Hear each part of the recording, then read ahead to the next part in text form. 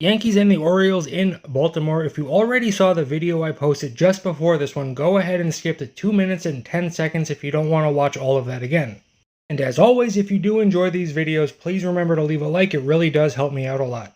Right after a mound visit, Gunnar Henderson tries to steal second base. Austin Wells throws straight through to second base. Jazz at second base. It was almost as if he had no idea that there was a runner on third base, because he wasn't paying attention to him at all. Austin Wells makes a good throw down to second base, but Gunnar Henderson runs really well and Jazz just went for the tag. I have no idea why Jazz didn't just cut that ball off and come to home. You could also argue that Wells should not have made that throw, but the Yankees just had a mound visit. Who knows what they talked about, but the way that Jazz is positioned here, there is absolutely no reason why he was not aware of that runner breaking home. So that is how the Orioles get their first run. And in the top of the second, Jazz leads off with a walk. Spencer Jones singles. So the Yankees have first and third, nobody out for Ryan McMahon.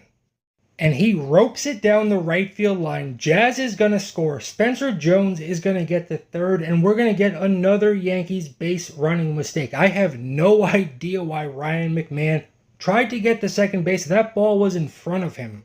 And he was out at second base by about 15 feet. So instead of having first and third, nobody out still, you have a runner on third, one out. But George Lombard Jr. here does a great job hitting a sacrifice fly to give the Yankees a 2-1 lead. And here in the top of the third, Uncle Ben Rice is starting to warm up again. He hits a solo home run to right field, his 34th home run of the season, giving the Yankees a 3-1 lead. The Polar Bear, Pete Alonso, is going to make it 3-2 with a solo home run of his own, and we go to the top of the fourth inning, Yankees leading 3-2. So we jump to the bottom of the sixth inning. Why? Well, because I just got home and it's the bottom of the sixth inning. Yankees leading 3-2, but Dylan Beavers is going to tie this game with a solo home run to left field, and just like that, it is a 3-3 baseball game. So that's going to bring us to the bottom of the seventh inning with Pete Alonso batting, and I got to tell you right now, what is the point of a replay if they can't get calls like this correct? Pete Alonso is going to smoke this baseball right down the left field line. He hits it a mile high and a mile far. Initially, it looked like a fair ball. Umpires call it foul on the field. That's okay, you get a crew chief review for plays like this. So you look at the replay right here. I'm listening to the Orioles broadcast first. And they're like, yeah, that's a fair ball. Looks pretty clear to me. I'm looking at it. Looks like a fair ball to me as well.